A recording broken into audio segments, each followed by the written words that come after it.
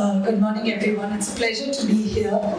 And when I was sitting there this morning during the introduction, I was thinking about how 17 years ago, when I started Kreeda and started researching games, and I would tell people about what I was doing, the first thing would be, you're researching traditional what? Or why are you doing that? And people looked at me like I was slightly demented. I'm very happy to be here with a lot of other demented people who are researching traditional games. It gives me a certain pleasure knowing the other people as crazy as I am. I actually started researching games because I'm a communications professional, and my grandmother used to look after my children when I went to work. And she was the inspiration behind the whole thing, because I found my children actually loved playing games with her. And this was their great-grandmother, and an 80-year age gap separated them. But they went very willingly, enjoyed the time in the great-grandmother's house. There was no complaints about, oh, it's so boring, or it's no fun. And they thoroughly enjoyed the time with them. And since I used to write for the Hindu, I started, looking for other games. And I'd go sit to my grandma and tell her about games and ask other people. And she would say, oh yeah, yes, I've forgotten this and I've forgotten that. And that kind of struck me that there are things that people are forgetting. The oral tradition, many things disappear. And I wanted to be sure these games were around for my grandchildren to play. My sons are all grown up now, no sign of marriage or grandchildren, but hopefully other people's grandchildren will play. And I was quite fortunate to have somebody call me up wanting to do a story. I don't know if she's come, she promised to be here today. She actually grew up playing games and called me many years later as a student saying, I want to do a paper on traditional games, and I have invited her to be here. I hope she'll make it. So, when we started Kreeda, it was a lot about just make sure the games are back in play. But over a period of time, I realized that it's not enough to just bring the games back to play. It was actually important to find a relevance today. Life has changed, people have no time. Adults, of course, don't play anymore. Quoting from a memory of a senior citizen, my remembrance is that 60, 70 years ago, much of the recreation and fun was within large, undivided families. Games that were popular were Dai, Katam, Kalanguri, Parvapadam, etc. The curtain was drawn on the ground, competition was fierce and noisy, participation cut across generations, and sometimes neighbors would join in. Some would be active spectators, encouraging one side or the other. Over the weekends, this would extend into a long session of 4 to 5 hours. We don't see that anymore. Even when we do play Padam, as man was mentioning, the top line you do with just single dimes. Nobody has the time to do that. Typically, we find ourselves finding shortcuts and cutting short the rules to make it easier for people to finish. The tragedy is it's not just adults who have lost time to play, but children as well. To quote a teacher, there are no backyards anymore or large verandas. Children go from the confinement of the classroom to the confinement of a tuition room, or are bundled off to practice another competitive sport. And that's something I truly believe in, because we no longer play cricket on the streets. If the child hits 2 good shots, he's sent off to cricket class. We play 2 good games of chess, and we go for chess class or carom class or whatever it is. And I dread the day when children are going to be bundled off to Adapuli Atom class so that they can win prizes to get admissions into college. So while much as I'd love to see these games actually come back, I think a big part of what we should do is keep the spirit in which the games were played in the old days. Just making it another class or a methodology for a child to get prizes to get into college is not what these games were about. And I think to do that, we would lose much of the very important essence of traditional games. So it's not just about reviving the games themselves or making them and putting them in the market, it's also reviving the whole spirit in which they were played. So for me, that was a very important thing. So what was the scope of the paper, I thoroughly enjoyed hiding there. I thoroughly enjoyed Aman's talk on traditional games and trying to link it to philosophies and time, and I would love to have a longer session with you. But one of the things which I started doing is looking at how are games actually relevant. What do they teach us? What are the philosophies? What are the learnings, whether it's for children, whether it's for adults, whether it's sociological or philosophical learnings. And I went, of course, to the Bible, which all of us have probably read of H.J.R. Murray, where he talks about, games being divided into race games and hunt games and war games and Mancala games and games of alignment. And what I realized is that most games are a basic element of human life. So, if you give a child a black and white checkerboard floor anywhere in the world, give them half an hour of nothing to do and a black and white checkered floor, and the child will come up with 10 games, hopping on white only, hopping on black only, hopping, jumping from one square to another. There'll be immense games around the floor. And I think this creative impulse is what led to the creation of many games, and what I believe is also the reason you see so many similar games in different parts of the world. I think Aman made reference to similar things. So, yes, games did get exchanged on trade routes. I was exceedingly fortunate to be in Syria before the civil war there, and in Palmyra, which was a very important point on the Silk Route, and in this beautiful Roman temple, you have a palanguri on the ground. While everyone else was taking photos of the temple, I was photographing the palanguri from every angle possible. So it's obvious these games exchanged along Silk Route and other trade routes, but there were also games that sprung up independently from different parts of the world. And some of them I see reflecting some basic tendencies of human life. The desire for companionship, the desire to succeed. So we see that in Paramapadam or other race games, the desire to win, the desire to triumph over evil or negative forces like your Armbriand, the desire for harmony, for, some kind of focus, bringing some kind of structure to our lives, the desire for power as in a war game.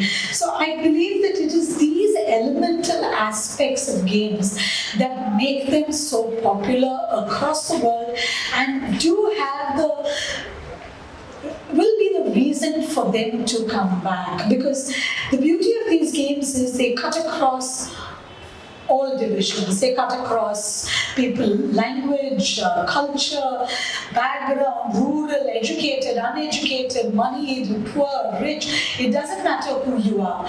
The games are elemental enough for anybody to play. And I think that's what makes them so valuable, not just in the past, but in the 21st century. Because if we don't understand why these games are valuable, we don't have the time anymore to bother with them. I mean, people may wear saris because they look good, but no one is going to bother with playing games unless we realize what is the essence of these games. So, in my organization, and Albert Einstein said play is the highest form of research. So we decided to research a whole lot of different things, some of them which Mrs. Balambal touched upon in her paper. So we have called it our experiments, and we have worked with people of all kinds. And I'm going to the slightly more detail. So we worked with special kids. We worked with, in Chennai, we have this very interesting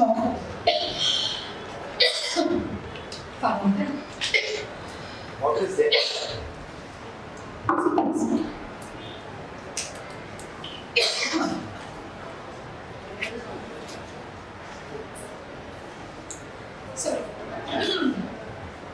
So we work with a number of different organizations. One of them is called Rasa, working with special children. Another is the Banyan. I don't know if any of you have heard of it. It's quite a well-known organization, working with adults with mental challenges. We work closely with the Ramanujan Museum and Math Center on teaching mathematics using games. So these are some of them, and I will go greater into detail. And we have been taking the games across all kinds of organizations, from old age homes to orphanages to public places. We were very fortunate last year to get permission from the government to conduct games in every single metro station in Chennai, 32 stations. And we had close to 100, 150 people sitting and playing games in metro stations. It was truly a magical experience. I'm going to share just a short video. I'm not going to take you through a PowerPoint. Just a short video to give you glimpses of what our experiments have covered, and then I'll touch on some of the other subjects.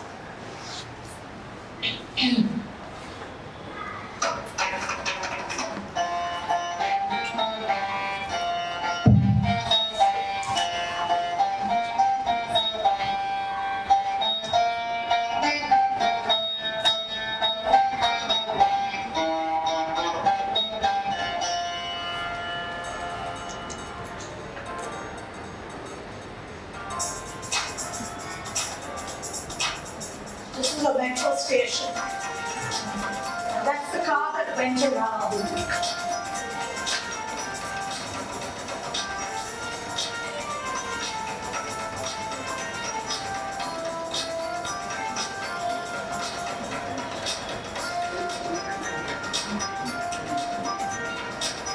That's the one in Syria. That's at the Banyan. It's an old age home.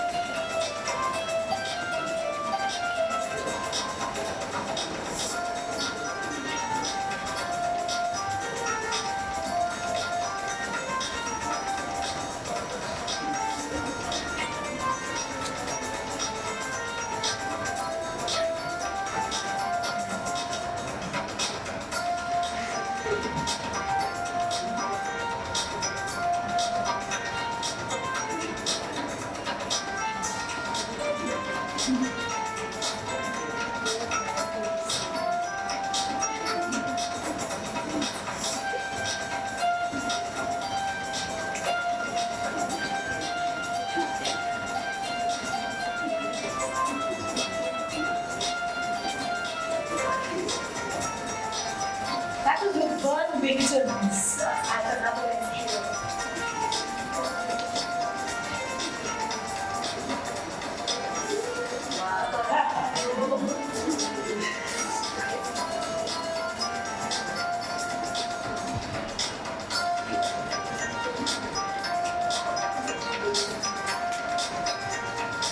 At weddings.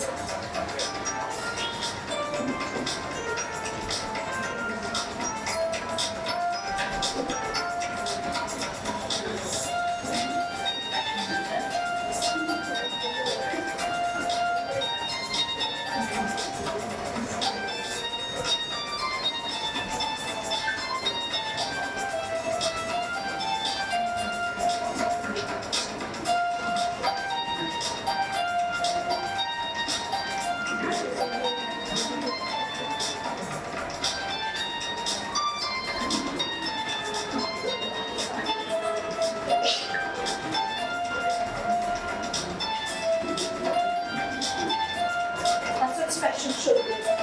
The boy with Down syndrome.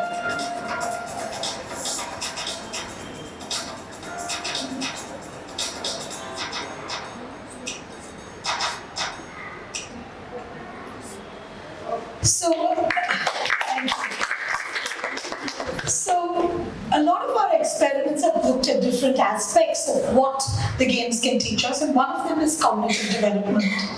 Jean Piaget, the Swiss psychologist, talked about how important it was for people to experience. So he talked about three things. He talked about assimilation, accommodation, assimilation, and equilibrium. So he said, first you learn, then you learn how to adapt. And then you're able to experiment. And that's how children develop, and adults too. And these traditional games are actually nothing but a world in miniature. Because when I make mistakes in a game, nothing goes wrong.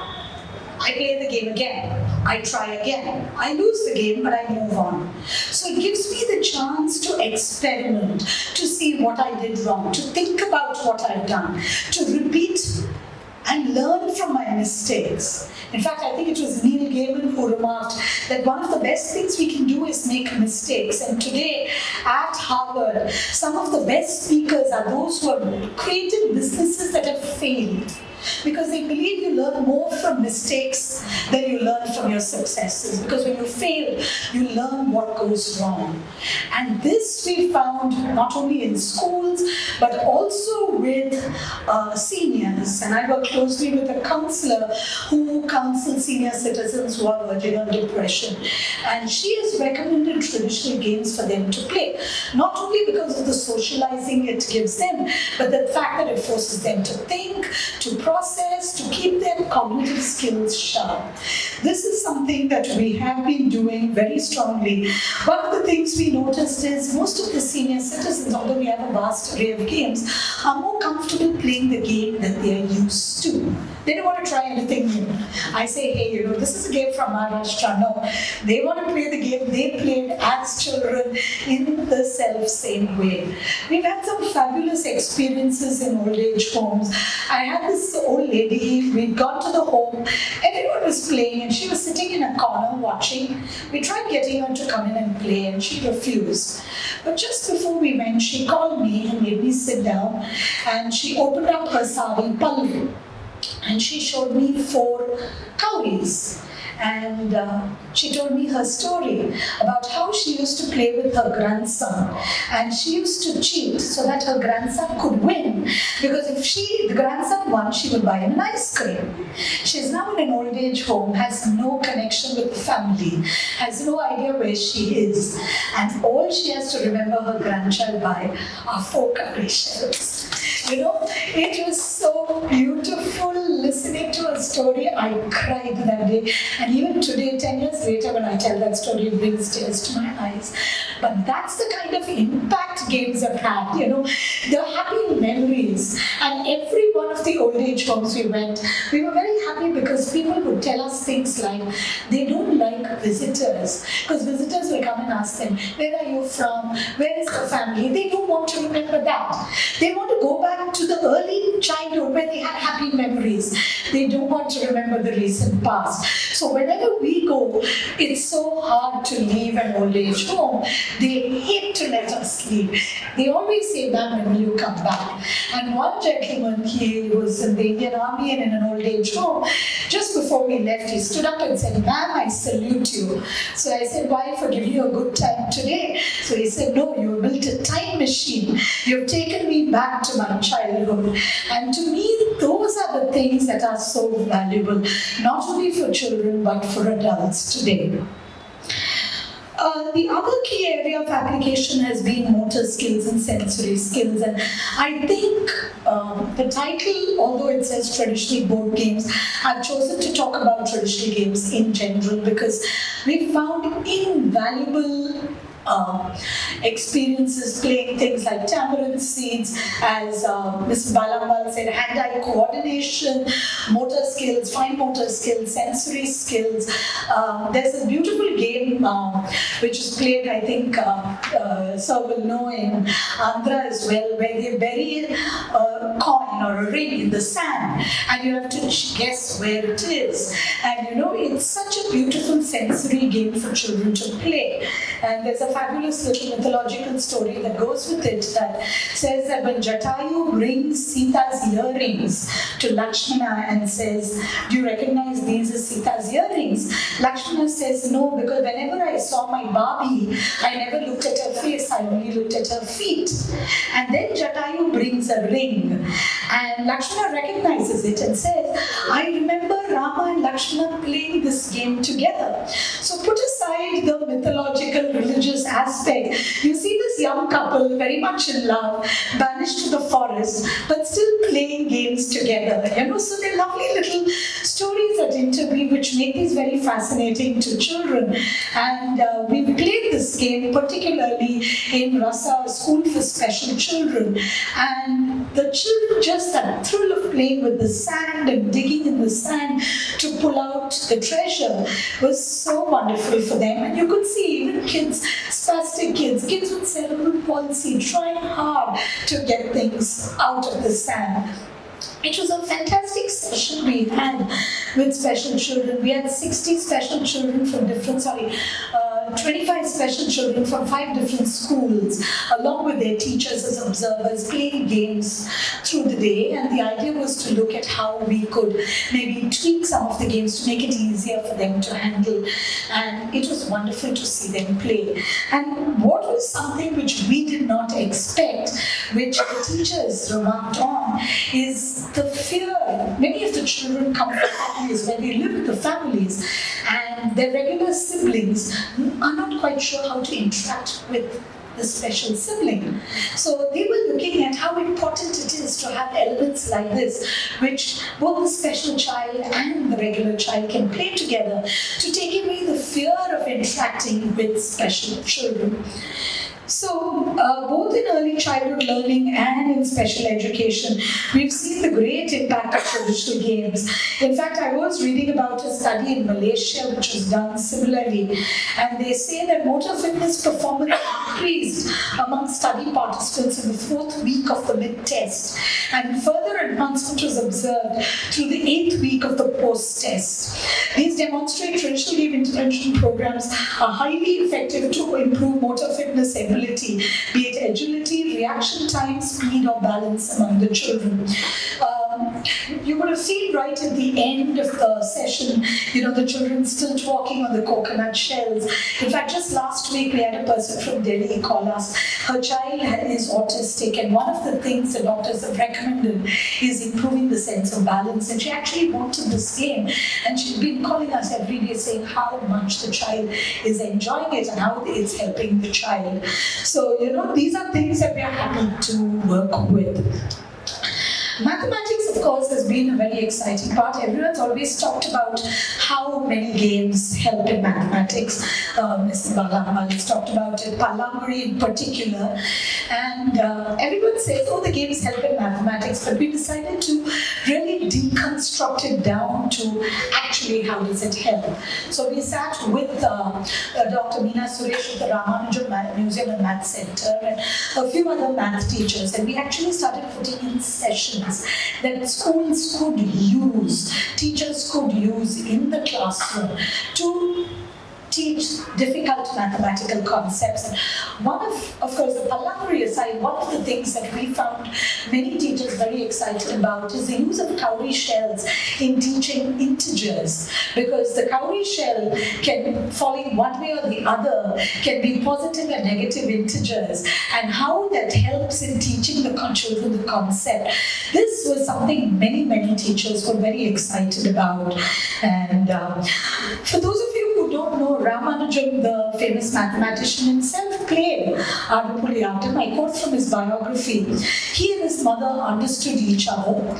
They talked the same language, enjoyed one another's intelligent company, shared the same intensity of feeling. When he was young, the two of them duelled at goats and tigers, played with pebbles on a grid resembling a perspective view of railroad tracks receding into the horizon, crossed by other tracks perpendicular to them. I love that imagery of railroad tracks receding into the horizon. So beautifully written. Another thing that we observed, and in all our workshops, even children's workshops, we're very clear that it's never only about children. In fact, we always say it should be about everybody. If mothers drop them off, we say, join the workshops. And this aspect of building relationships, I feel, is a very, very important aspect of traditional games. I've witnessed it in my own life between my children and my their great-grandparents. And we have done many, many such workshops. And Brian Jeffrey Kramer, an American businessman, well, in my other avatar, I'm a communications marketing specialist, so some of my references are from marketing. He focuses a lot on social media marketing and human-to-human communication. And one of the things he says is a shared experience is exactly what it sounds like. Seeing, hearing, or doing the same thing with someone else. It's a simple concept, but they are powerful because they bring people together and have a deep impact on human socialization. Vivekananda made the same references when he talked about contact and connection. And he said contact is when you say hello to someone. Connection is when you do things which deeply interact with somebody else. We've had some very exciting experiences with our projects on social interaction. And I think one of the best was at a Madurai Mahatma school in Madurai, of course, where we had a grandparents' day. So all the children came in with their grandparents to play. And it was wonderful to see the grandparents, and it was wonderful to see the children and the grandparents play together. And one particular point that, am I running late? Am I on time? Another 3 minutes and I'll be done. One of the things that we found was the children actually telling us, don't stop the grandparents. We'd love to see them play because we never see them play. We've had the same experience in a number of corporate workshops as well. Stress relief is another major area which we see in workshops, and a study has actually shown, I don't know how many of you are familiar with Greek worry beads. They're similar to our Rudraksha or the rosary, and they have shown to have great properties in calming the mind. And our palamburi and our 5 stones are very much reflective of Greek worry beads. I think one of the things which I found quite unusual, which I would like to share, two references, and then I'm closing. One was a fabulous book by Richard Smalley called The Dice Game of Shiva. He questions why Shiva, the Lord of the Universe, uses a dice and follows up with this explanation. He says Shiva represents consciousness. Parvati represents Prakriti, the contents of consciousness, experience in all forms, both internal and external, or what esoteric Christianity calls the world. At the beginning of the myth, they're locked in union. There is no distinction between consciousness and its contents. Therefore, there is no world. What the Hindus call the state of Pralaya. The dice game introduced by Narada, the personification of discord, symbolized the beginning of this manifestation, without which there can be no world. So essentially what he goes on to say is that Shiva and Parvati must play dice. Shiva must lose, because in their discord is the manifestation of the world. So if he's to be believed, we all live because of a game of dice. The last and perhaps the most unusual event I ever did was called Games of Courtship, Games of Love, on Valentine's Day, where we had people playing games with their significant others, wives, girlfriends, etc. And there was a lot of discussion on games played in weddings. In the Sindhi wedding, each one will try to put their foot higher than the other before they enter the house. Whoever puts their foot higher is the one who will dominate. I think in other wedding customs, they put a ring in water and whoever grabs it dominates. I'm going to close with this absolutely beautiful poem, which I think is better than any Shakespeare love sonnet, which I found in an anthology of Sanskrit poetry. And embrace it for... Oops, sorry. Just a second.